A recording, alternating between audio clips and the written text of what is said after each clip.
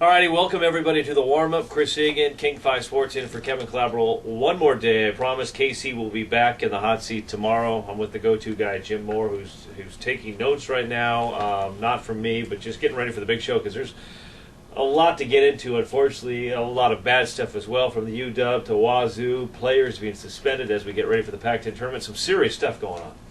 Well, there really is. So Venoy Overton is suspended from the Pac-10 tournament, as I understand it, from what he's charged with furnishing alcohol to a minor. Correct. Okay, A so gross he's misdemeanor. out of the Pac-10 tournament. And Will Romar's, play in the NCAA tournament if they get there. right. So, yeah, it's, you listen to Romar, and I have so much respect for him because he talks like a dad, I mean, it's like the same type of thing when we have disciplinary issues with our kids. And that's the way he's dealing with this. But you can look at it and you go, okay, how do you equate smoking pot, like Klay Thompson did, and furnishing alcohol to a minor, like Overton allegedly did? Yet Overton gets what could amount to a 3-game suspension, and Thompson gets a 1-game suspension.